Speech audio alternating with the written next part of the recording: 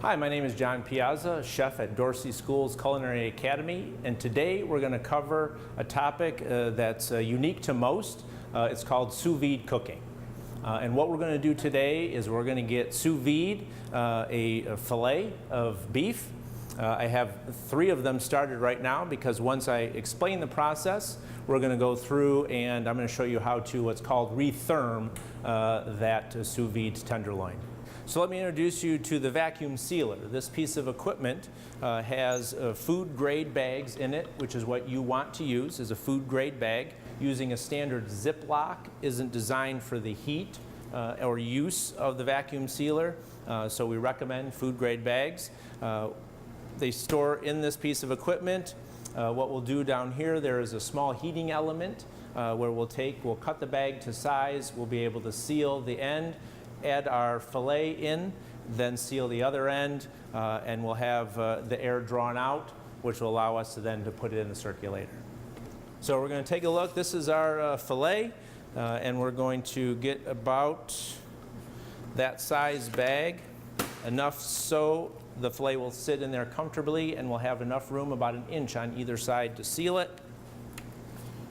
Power up the food saver. It starts working. I'll press the seal button, and that heating element right now is sealing the end of the bag. Now I want to keep in mind, as I'm putting this fillet inside this bag, you'll notice I'm not seasoning it, I'm not using any acid, any tenderizers, because sometimes the sous vide cooking, it's a longer period of cooking where natural tenderizers like salt or acid will break down that meat too far, and you don't want to. So you want to cook this fillet without anything on it. Fits nice in the bag. Stick it back in, and it'll do all the work. It's now taking the air out. I'll hit the seal button when I see that it's surrounded the meat. It's sealing it.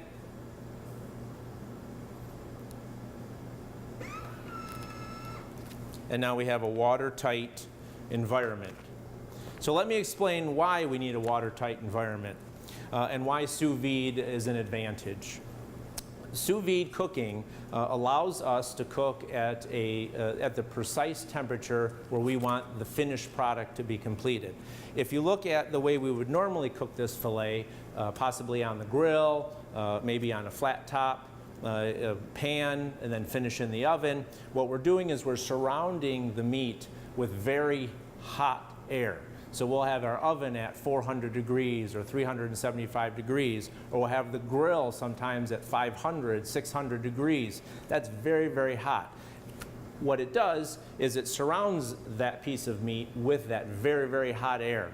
And the hot air has to press into the meat to be able to make the center the desired temperature that you want, whether you want it rare, medium, medium well. And the result, though, is the outside of the meat becomes very done. It's always a well done outside, and then you end up with your medium rare on the inside. What the sous vide allows is the consistent temperature to be throughout the piece of meat. It will, as we've said on ours, for medium rare, 135 degrees. The entire piece of meat from top to bottom will be 135 degrees and medium rare, perfectly throughout. And then you may ask yourself, how are we going to get the caramelization or the brown on the outside of that meat? Well, the brown on the outside of the meat is crucially important. If you have a fillet, you love to have that little bit of brown crust, that flavor that's added through the Maillard reaction.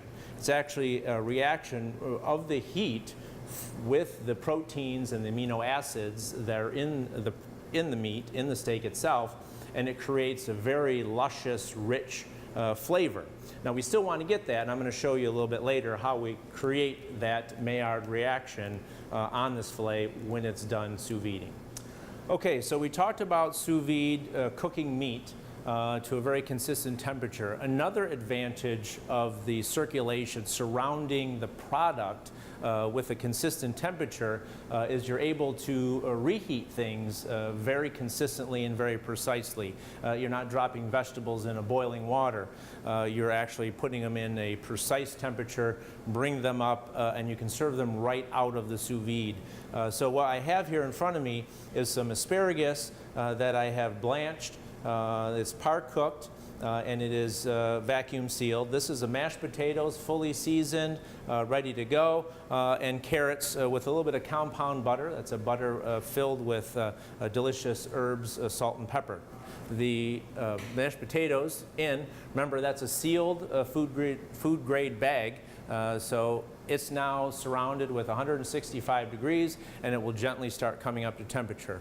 When I finish my plating, I'm going to take those mashed potatoes, actually put them in this piping bag, and pipe them out nice and hot onto the plate. Carrots and asparagus, I'm going to wait just a few minutes before I put them in, let that have a chance to come to temperature. And so right now I'd love to be able to show you how to actually add the caramelization or the Maillard reaction to the steak. So one of the things, I just took these fillets out of the water bath. It was 135 degrees for 60 minutes.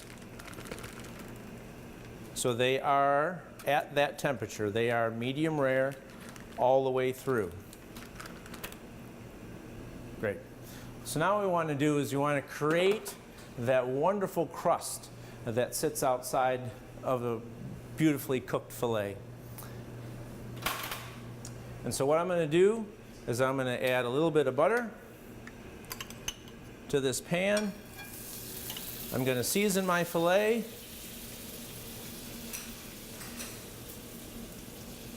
A little salt and pepper. I'm going to add this to the pan that's very hot. Remember, we don't want to bring up the internal temperature of the fillet. We only want to sear the outside. I'm going to add a little bit of garlic, a little bit of shallot, a little bit of thyme,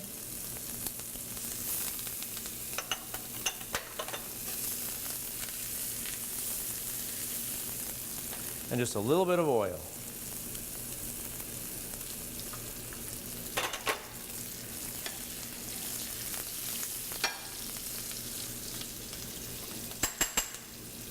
With my spoon, I can pick up some of that butter and that oil. The smell you have, as we're cooking this steak, you've got the browning of the butter, you've got the shallots, onion smell, you have garlic, and a little bit of thyme is making it seem like heaven in here. It's rich and a robust flavor. Exactly what you like that steak to be when you eat it. See that dark on the outside, that Maillard reaction? We've now started creating this beautiful fillet, making sure that we get that temperature, keeping it at 135 degrees medium rare, just searing the outside.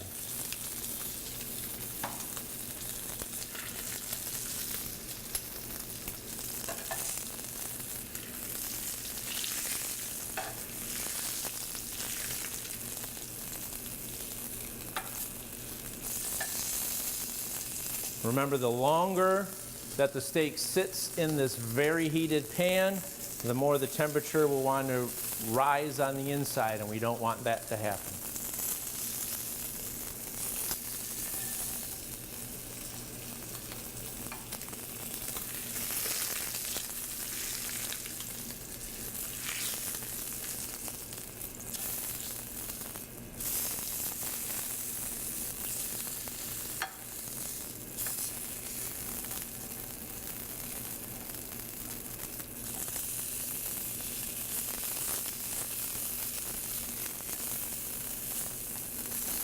We're going to take a look at that sizzle.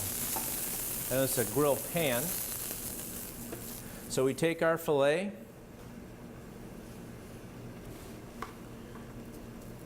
little salt, little pepper, because remember, we did not season it when it was in the sous vide bag.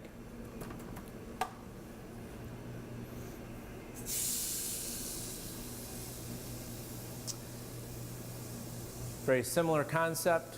You want to create that Maillard reaction to be able to brown the outside and enhance the flavor. I'm going to work with my last steak, and I'm going to torch it, which is another way to build that caramelization. So this is a really rapid way to brown and caramelize the outside.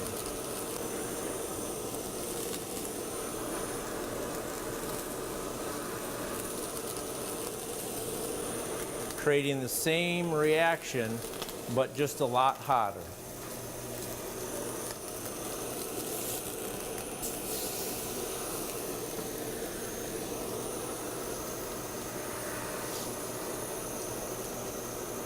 So one of the advantages that you have as a restaurateur, if you are using sous vide, is the reheat aspect of fillets, or any type of meat for that matter.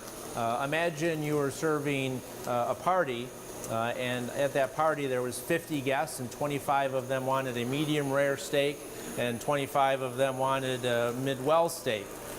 You're able to cook them ahead of time, cool them down, cook them in sous vide ahead of time, cool them down, and then when it's about 20 minutes prior to service, you can drop the steaks in the appropriate temperature water bath for medium rare and for mid-well.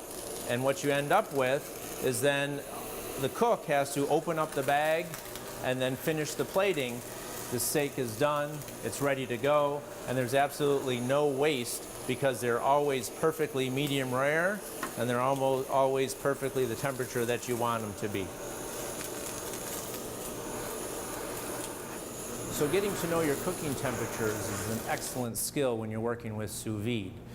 So if you take a look at this fillet that was cooked on a regular grill, internal looking at that, that was about 145 degrees, which is a good medium.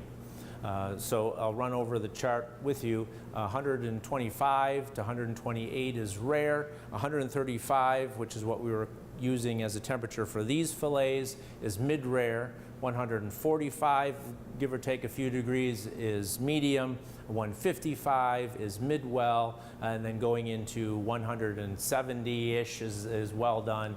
And we try to avoid cooking meat all the way to well done because you are cooking out, even in a sous vide, all of the moisture that's inside. So let me cut open this to show you the difference. You can see the difference in size.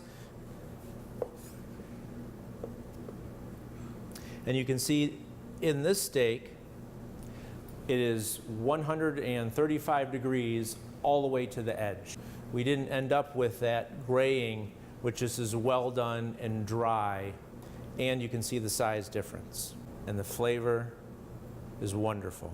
Okay, so now what we've done is we have our steak cooked. One of the things that is another advantage of sous vide, which is actually helps the cook and helps you maintain the proper temperature, is when you're cooking with that superheated air in an oven, on a pan, a hot surface. You've heard that you have to let a piece of steak rest. Once it comes off the grill, once it comes out of your oven, let it rest. It allows the outside to cool, but what happens is you're still going to get 3, 4, 5 degrees of cooking on the inside. So you could pull it out of your oven or off your pan or off your grill at 135 degrees medium rare, and then by the time you serve it, it'll be medium. So I'm going to take the carrots. As you can see, the compound butter has melted, and now we have perfectly seasoned carrots. The asparagus is wonderful. The mashed potatoes, all sitting at 165 degrees, very soft and ready to go. You can pipe fairly successfully with a Ziploc bag. If you're putting it in there, cut the end real fine. But as you'll see, the preparation that I'm looking for, I have a tip at the end, so I'm looking for a real smooth surface, which you don't always get in the piping bag, Ziploc bag style.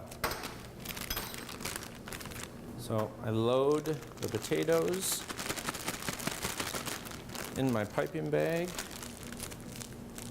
and they are hot.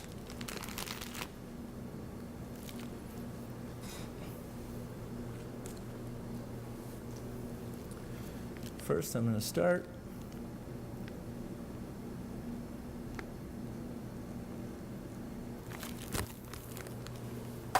put the potatoes down, carrots,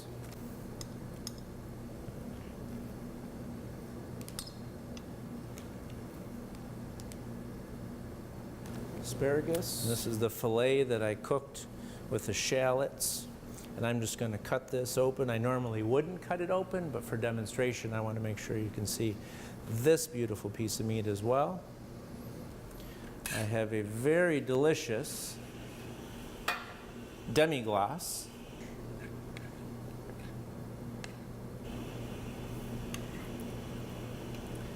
That finishes any steak dish.